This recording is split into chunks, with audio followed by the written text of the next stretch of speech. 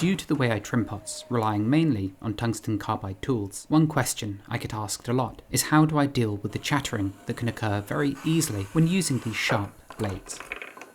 There's no doubt that tungsten carbide trimming tools are wonderful, and in the right hands it can make the trimming process look seamless and satisfying. This naturally encourages beginners to buy these expensive tools and use them, only to then immediately wreck pots due to the sheer amount of chattering that can occur when using these tools. For those who don't know what chattering is, you can see it here, especially on the top part of the vessel. It's texture created by the blade itself bouncing as you turn, thus trimming away the surface inconsistently and creating this sort of linear effect. You'll sometimes see it done purposefully to create these sort of rhythmic patterns that surround pots that can be rather lovely. But equally, if it's something you don't want and it keeps occurring, it can be devilishly annoying. Thus, I think there's a portion of beginners who will buy these tools thinking they'll solve all their issues and make trimming easier. Then, when all they do is create uneven surfaces on their pots, it can feel very discouraging, as something that was meant to help is only making everything worse. So, in this week's video, together with showing you the throwing of the store jar I'll ultimately be trimming, I'll also show you how I deal with chattering.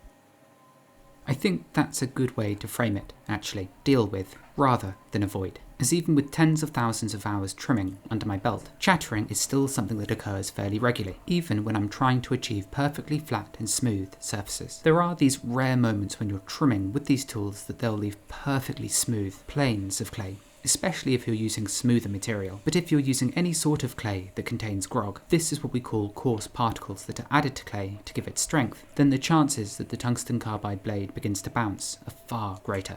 The thing is, it's very easy to say that the way to avoid chattering is just to hold the blade at the right angle, but there are so many more variables than that. There's the type of clay you're using, how grogged it is, how soft it is, how firm it is, the wheel speed, the rate at which you move the blade, the amount of pressure you're using, and of course the angle created when the blade is placed onto the spinning clay. Even a seasoned potter won't get all of these factors right every time, as the way I'll hold the tool will change depending on where on the pot I'm trimming, and thus all of those variables change. It's equally rather impossible to make sure all of your pots are the perfect consistency when trimming them. And in reality, when you're working as a potter, whilst our aims are to try and be very consistent and work on the pots when the clay is in the right condition, we're also constantly adapting to the material in front of us.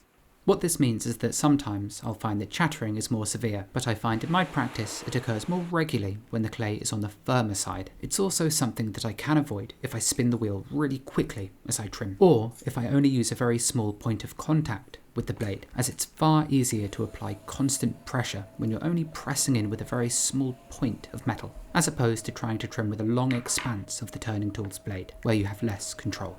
The final factor to if a tool will chatter or not is how sharp it is, and typically a brand new tungsten carbide turning tool will be far more prone to chattering as compared to one that's been broken in and dulled a touch. In fact, in recent years, with a few extremely sharp tools that I've purchased, I've purposefully thrown a very thick, grogged lump of clay. I let it turn really quite leather hard, and then I trim the absolute hell out of it, with my aim being to actually dull that blade a touch, as otherwise, if it is razor sharp, I won't actually be able to use it very easily. Now, the other thing to consider when using tungsten carbide turning tools is how much you should actually be using them, or the reason you're using them. For me, in most situations they aren't really a finishing tool. Instead, for me, they're something I use to remove mass more efficiently as compared to, say, any of my steel turning tools.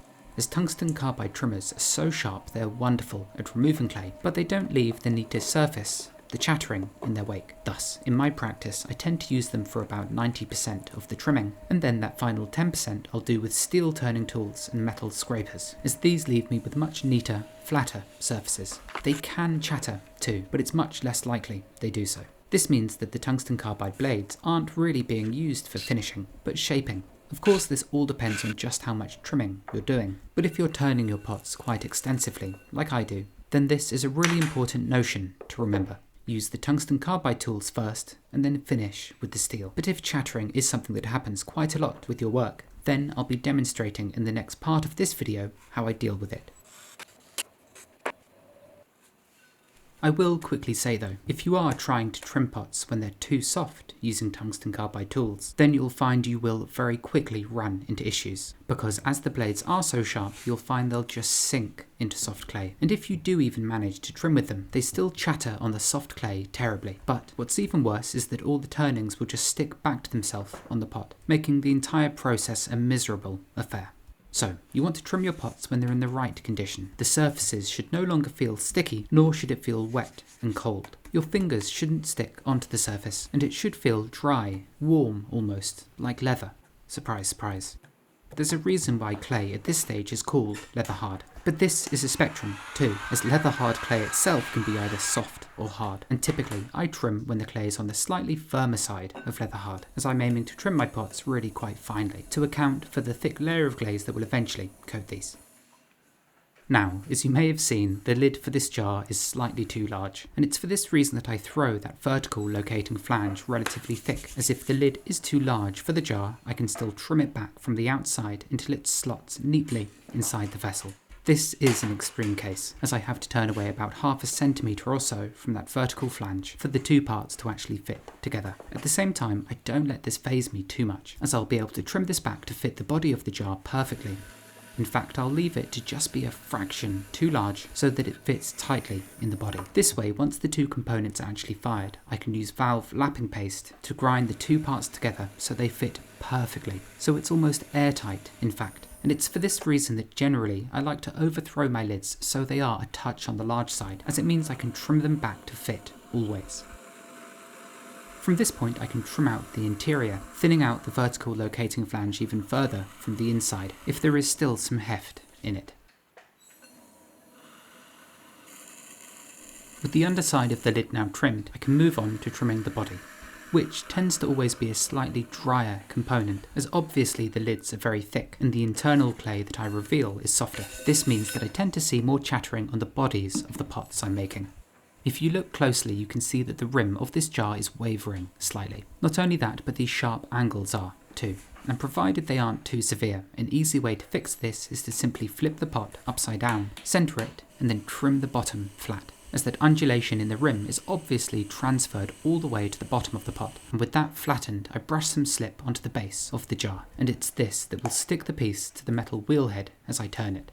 This is a technique that takes some getting used to, and it's a topic I've made an entire video about, a link to which I'll leave on screen now and in the video's description. But as you can see, the lip is now spinning far more evenly, and once tap centered, I'll secure the pot at the bottom using a plastic kidney, like so. I quickly double check that the lid fits, and then I can begin trimming the exterior walls of the jar. And whilst it looks like the clay is coming off in lovely long coils, the surface that's being left in its wake is actually quite chattered. In fact, you can almost hear this in the trimming. I can feel it too in my hand as I trim, as the vibrations pass down the blade and through the handle, and as the chattering creates a textured surface. If you aren't careful and you simply let the tool continue chattering and bouncing over those chattered marks, it's very easy to exacerbate the problem and create an even more textured surface. By the way, if you're ever unsure of the weight of the pot, there's no harm in simply taking it off, feeling the weight, and then attaching it back down if you need to. This felt very balanced, although there was a touch of weight left in the foot of the jar, which I'll be able to remove and fix later when the pot is upturned, the base revealed. For now though, I'll simply slip it back onto the wheel head, tap centre it, which I'm doing more carefully now as the walls are thinner, and then I just press the plastic kidney around the bottom again, sealing the clay against the metal. By the way, if you are new to using tungsten carbide blades, there are a few things to know. The first is whilst this material is incredibly hard and durable, it's also very brittle. So if you were to drop one of these onto a concrete floor, there's a very high chance that the blade would shatter, as it is a ceramic component after all. So whilst these tools will last forever, the sharp edge staying true through thousands and thousands of pots, it'll only take one drop to ruin it.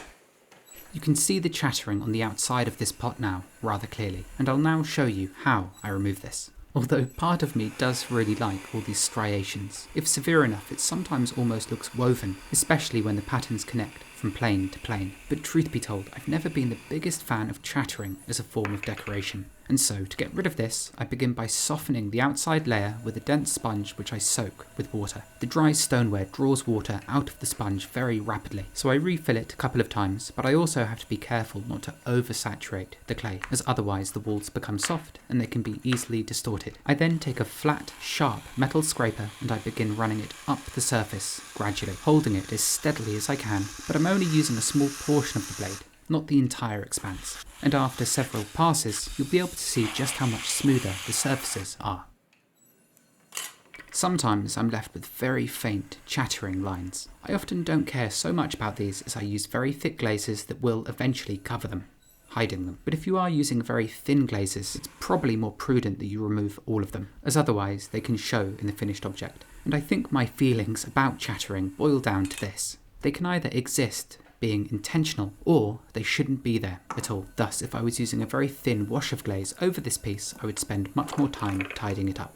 As for the lid of this jar, I want it to line up with a plane of clay underneath it. And due to the shape and style of my lids, I can trim them in situ like this. Although I do place a spinner on top through which I can apply downward pressure. Yes, you don't have to use one of these, you can just rest your fingers on top of the lid and press down, but if you do so, the clay that spins beneath your fingers does have some influence over them, and you'll find that you have to reposition your fingers every now and then. But with the spinner, as your hand remains stationary on top of it as you apply downward pressure, it makes it easier to keep the pressure consistent, and there's zero chance you'll press too firmly into the top of the lid, creating a divot, as through the spinner this downward pressure is distributed over a wider area. What I'm trying to say is it's not a tool that's necessary, but it certainly is helpful. And nowadays, if I'm trimming and I don't have one of these, I do feel as if I'm taking a slight step backwards in terms of keeping everything stable and consistent.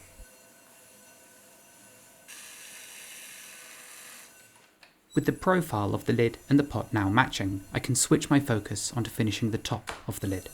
I only trim the top in a subtle way, but it makes a huge difference to the finished object. I turn it to have a slightly concave surface. This way, when dipped in glaze, it fills this hollow, and when it melts, it forms a perfectly flat layer, as compared to creating a convex layer of glaze, which it could do if it was left flat. You'll notice some chattering marks around the outside here, so I switched to a steel tool to get rid of the worst of these, as relatively dull blades like this burnish and smooth the clay as you trim with them. Another thing you'll find with tungsten carbide blades is that you can actually trim pots more thinly with them, as you're applying less pressure and removing more clay, whereas with steel turning tools you have to press in much harder in order for it to bite and begin removing material. And if you're applying this pressure to the walls of a pot that are already quite thin, there's a very high chance that they'll bow inward with this pressure. Thus, by trimming with tungsten, you can create thinner walls, as you aren't having to press in so much in order to get the tool to bite. With the lid done, I take it off and I turn the gallery beneath it, carving the clay back to create a far more delicate lip. This edge is burnished and smooth, and with the body and its gallery now trimmed, I can flip the pot over and begin work on the base. As I'm going to be placing the lid upside down on the wheelhead, I make sure I scrape it perfectly clean before putting it there, as I don't want anything left over on the wheelhead to embed itself into the lid I've just carefully finished. It's tap-centered, and with a pot this large and with a lid this wide, once I slot the two pieces together, the lid will hold the body snugly in place, and the wide and hefty lid shouldn't slide about on the wheelhead, which makes this process rather seamless, as I'm not having to attach parts down with lugs of clay pressed around them. Although if you are new to trimming, I recommend doing so, as with experience you gain confidence, and nowadays I know pretty well if the piece will be stable or not, and I have enough confidence in myself to know that the pot won't spin off centre. But if you're new to this, it's just not worth the risk, so pin your pieces down properly. There's normally an untidy section towards the base I begin by tidying up, and with the pot upturned it's easier to see just how straight or unstraight this section is, so I spend a moment making some small adjustments, working this tapering section until it's more or less perfectly straight. It's now the foot ring's turn to be trimmed, and it's always a bit tricky turning this high up without any real way of supporting your hands. And so I do something that you don't often see, as it's usually just out of shot, and that's supporting the turning tool using my chin. I'm bracing the tool three ways here. My left hand's thumb is pressing against my right hand, which is gripping the tool, and I also lean my chin, my jaw, onto the tool and brace my hand against my face, essentially, all of which is done to add stability to the blade as I turn this high up. I fully understand that it looks a bit mad, but it works surprisingly well for trimming these deep feet on the bottoms of these taller pots.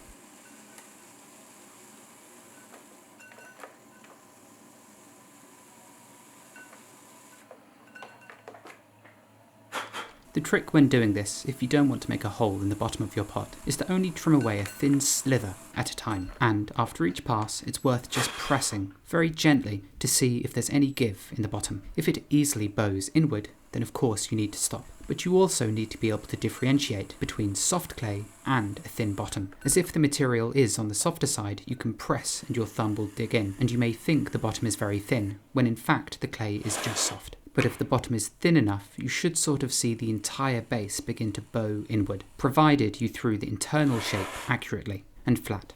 And this is something that's not often spoke about when trimming pots, and that's the importance of throwing consistent interior shapes. As if the inside form is covered in immensely strong throwing rings, or if the internal base of your pot is curved as opposed to flat, then you won't be able to trim the exterior shape to match the internal shape, and therefore you can end up with thick or thin patches that can ultimately lead to cracks or parts of the walls slumping due to how uneven the cross-section is. The foot ring is then burnished and stamped, and I make sure the line where the walls meet the foot are really crisp, as by having this sharper border between the two, it'll make waxing and glazing the pot later easier, as there's a really clear divide between these regions.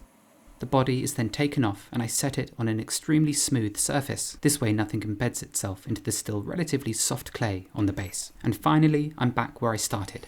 The lid. After turning the pot upside down on it, there's usually a few scuff marks and burrs of clay that I have to tidy up, so I do that, and I also burnish and soften any of the much sharper razor edges on the bottom here. These are parts that will likely collide with the top of the jar when in use, and if the edges were left very sharp, there's a much higher chance they would chip as the lid is taken off and put on.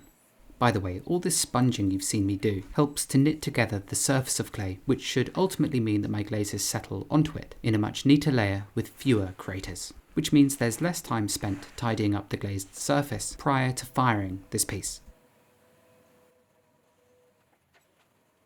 And that's this jar or urn finished for now. I hope this video has answered some of your questions regarding chattering, and hopefully it's clear that they are part of the process, rather than something you can simply avoid at all times.